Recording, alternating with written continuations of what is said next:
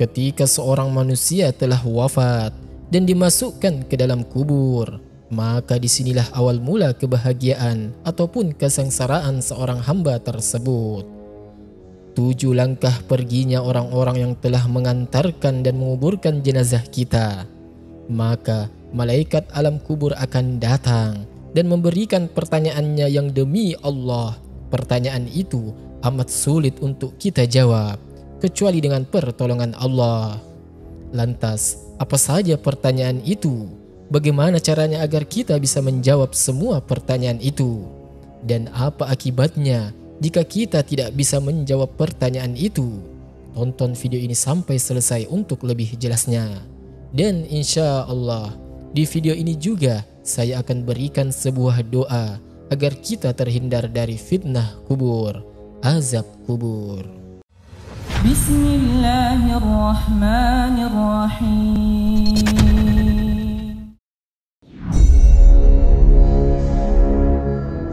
Assalamualaikum warahmatullahi wabarakatuh. Syukur alhamdulillah kita bisa berjumpa lagi di channel ini. Salawat dan salam selalu dan tetap tercurahkan kepada junjungan kita Nabi besar Muhammad SAW. Harapan dan doa saya, semoga saudaraku semuanya selalu diberikan kesehatan, dilapangkan rezekinya, diampuni dosa-dosanya, dan dipanjangkan umurnya. Amin ya rabbal alamin. Sahabat beriman yang dirahmati Allah, memasuki alam kubur merupakan fase pertama setelah seorang mengalami kematian. Sebuah alam baru yang disebut dengan alam barzah dan dianggap paling menakutkan saat pertama kali kita terbangun atau sadar bahwa kita telah mati. Seseorang sudah mati akan merasa tak percaya jika dia sudah meninggalkan alam fana dan serasa bermimpi ketika di alam kubur. Digambarkan, jika seseorang yang baru 1 hari meninggal, maka ia seperti mengalami mimpi jika dia belum mati, tetapi sebenarnya sudah memasuki alam barzah. Disebutkan, ketika seseorang yang mengalami kematian dan kemudian memasuki alam kubur, maka pertama yang akan datang adalah malaikat mungkar dan nakir. Kedatangan malaikat mungkar dan nakir di alam kubur ini pun digambarkan dengan cukup menyeramkan bagi mereka yang banyak melakukan maksiat semasa hidup, tetapi akan nampak menawan bagi mereka yang semasa hidupnya taat di jalan Allah. Ketika pertama kali berhadapan dengan manusia di alam kubur, maka ada 6 pertanyaan yang akan diajukan oleh malaikat mungkar dan nakir. Adapun pertanyaan di alam kubur ini menentukan perjalanan selanjutnya, apakah dia akan ditempatkan bersama para nabi, ulama dan umara di surga atau justru memasuki neraka dan dihisap terlebih dahulu. 6 pertanyaan itu adalah: Man Rabbuk, siapa Tuhanmu? Ma dinuka, apa agamamu? Man nabiyuka, siapa nabimu? Ma kitabuka, apa kitabmu? Aina kiblatuka, di mana kiblatmu? Man ikhwanuka, siapa saudaramu? Benarlah demikian, kehidupan alam barzah atau alam kubur banyak disebutkan di dalam Al-Quran dan hadis, serta siksa-siksanya yang tanpa ampun bagi mereka yang berdosa, tetapi akan mendapatkan kelapangan dan ketenangan bagi umat yang beramal soleh. Dan berikut ini hadis Rasulullah SAW yang menggambarkan perjalanan manusia setelah melewati fase kematian. Maka di alam kubur sudah menanti kehidupan baru dan serba asing. Hadis panjang Al-Bara bin Azib yang diriwayatkan oleh Imam Ahmad dan disahihkan oleh Imam Al-Hakim dan Syekh Al-Albani ini menceritakan perjalanan manusia di alam kuburnya. Suatu hari kami mengantarkan jenazah salah seorang sahabat Nabi SAW dari golongan Ansar. Sesampainya di pekuburan, liang lahat masih digali, maka Rasulullah SAW pun duduk menanti, dan kami juga duduk terdiam di sekitarnya, seakan-akan di atas kepala kami ada burung gagak yang hinggap. Rasulullah SAW memainkan sepotong dahan di tangannya ke tanah, Lalu beliau mengangkat kepalanya seraya bersabda, "Mohonlah perlindungan kepada Allah dari azab kubur." Beliau ulangi perintah ini 2 atau 3 kali. Kemudian beliau SAW bersabda, "Seandainya seorang yang beriman sudah tidak lagi menginginkan dunia dan telah mengharapkan akhirat atau sakaratul maut, turunlah dari langit para malaikat bermuka cerah, secerah sinar matahari. Mereka membawa kain kafan dan wewangian dari surga, lalu duduk di sekeliling mukmin tersebut sejauh mata memandang. Setelah itu, turunlah malaikat pencabut nyawa dan mengambil posisi di arah kepala mukmin tersebut. Malaikat pencabut nyawa itu berkata, 'Wahai nyawa yang mulia, keluarlah engkau untuk menjemput ampunan Allah dan keridhoannya.' Maka nyawa itu dengan mudahnya keluar dari tubuh mukmin tersebut, seperti lancarnya air yang mengalir dari mulut sebuah kandil. Lalu nyawa tersebut diambil oleh malaikat pencabut nyawa dan di dalam sekejap mata diserahkan kepada para malaikat yang berwajah cerah tadi, lalu dibungkus dengan kafan surga dan diberi wewangian darinya pula, hingga terciumlah bau harum seharum wewangian yang paling harum di muka bumi ini. Kemudian nyawa yang telah dikafani itu diangkat ke langit. Setiap melewati sekelompok malaikat di langit, mereka bertanya-tanya, 'Nyawa siapakah yang amat mulia itu?' 'Ini adalah nyawa Fulan bin Fulan,' jawab para malaikat yang mengawalnya, dengan menyebutkan namanya yang terbaik ketika di dunia. Sesampainya di langit dunia, mereka meminta izin untuk memasukinya, lalu diizinkan. Maka seluruh malaikat yang ada di langit itu ikut mengantarkannya menuju langit berikutnya, hingga mereka sampai di langit ke-7. Di sanalah Allah berfirman, 'Tulislah nama hambaku ini di dalam kitab Illiyin, lalu kembalikanlah ia ke jasadnya di bumi. Karena darinya lah aku ciptakan mereka para manusia, dan kepadanya lah aku akan kembalikan, serta darinya lah mereka akan kubangkitkan.' Lalu nyawa tersebut dikembalikan ke jasadnya di dunia. Lantas datanglah 2 orang malaikat yang memerintahkannya untuk duduk. Mereka berdua bertanya, 'Siapakah Rabbmu?' 'Rabbku adalah Allah,' jawabnya. Mereka berdua kembali bertanya, 'Apakah agamamu?' 'Agamaku Islam,' sahutnya. Mereka berdua bertanya lagi, 'Siapakah orang yang telah diutus untuk kalian?' 'Beliau adalah Rasulullah SAW,' jawabnya. 'Dari mana engkau tahu?'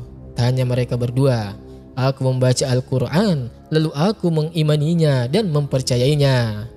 Maka tiba-tiba terdengarlah suara dari langit yang menyeru, 'Jawaban hambaku benar, maka hamparkanlah surga baginya, berilah dia pakaian darinya, lalu bukakanlah pintu ke arahnya.' Maka menghembuslah angin segar dan harumnya surga memasuki kuburannya. Lalu kuburannya diluaskan sepanjang mata memandang.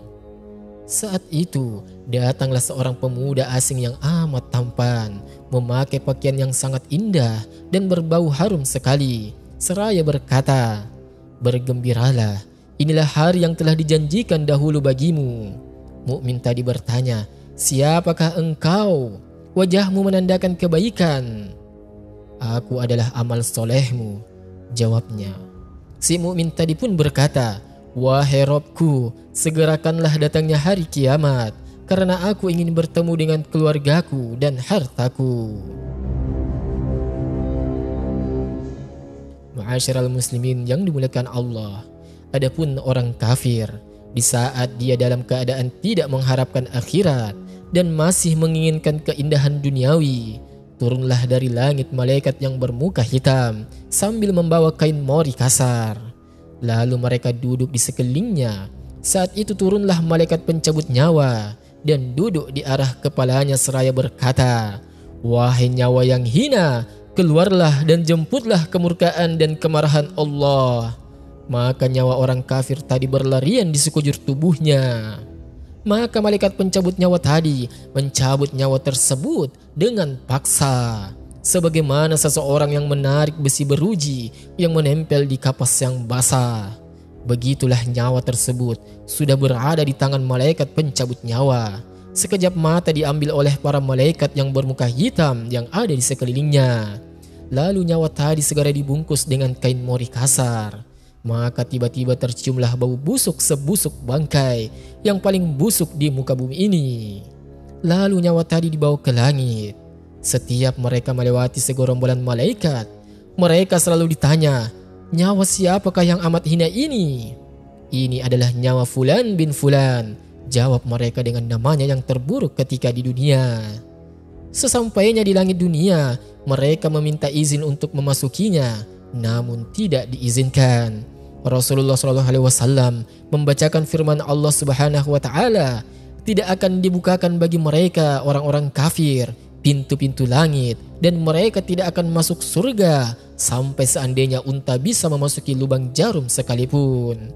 Quran Surah Al-A'raf ayat ke-40. Di saat itu Allah berfirman, "Tulislah namanya di dalam sijin di bawah bumi." Kemudian nyawa itu dicampakkan dengan hina-dina. Rasulullah SAW membaca firman Allah Subhanahu wa Ta'ala, "Barang siapa yang mempersekutukan Allah dengan sesuatu, maka adalah ia seolah-olah jatuh dari langit, lalu disambar oleh burung, atau diterbangkan angin ke tempat yang jauh." Quran Surah Al-Hajj ayat ke-31.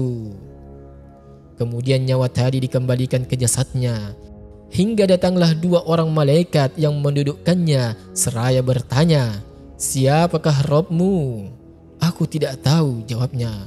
Mereka berdua kembali bertanya, "Apakah agamamu?" "Aku tidak tahu," sahutnya. Mereka berdua bertanya lagi, "Siapakah orang yang telah diutus untuk kalian?" "Aku tidak tahu," jawabnya. Saat itu terdengar seruan dari langit, "Hambaku telah berdusta. Hamparkan neraka baginya dan bukakan pintu ke arahnya." Maka hawa panas dan bau busuk neraka pun bertiup ke dalam kuburannya. Na'udzubillah.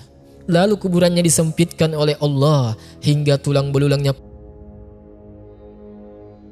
Tiba-tiba datanglah seseorang yang bermuka amat buruk, memakai pakaian kotor dan berbau sangat busuk.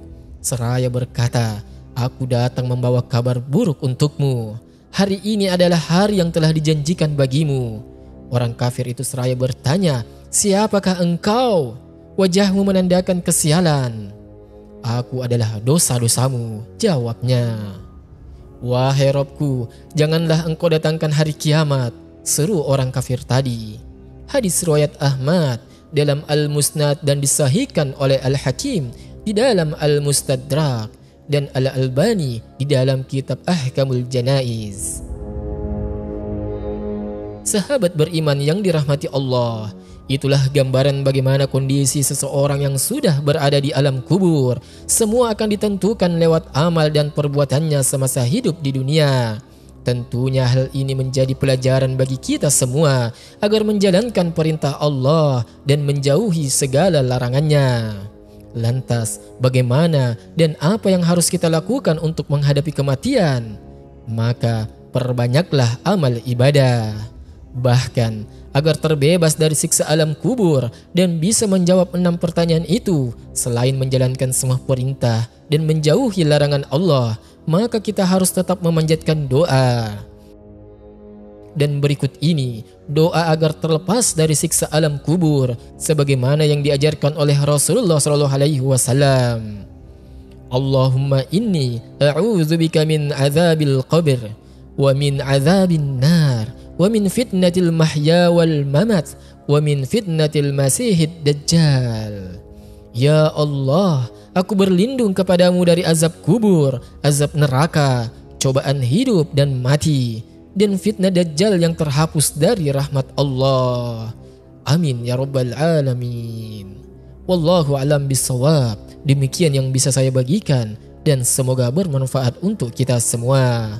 Subhanakallahumma wa bihamdika asyhadu an la ilaha illa anta astaghfiruka wa atubu ilaik. Wassalamualaikum warahmatullahi wabarakatuh.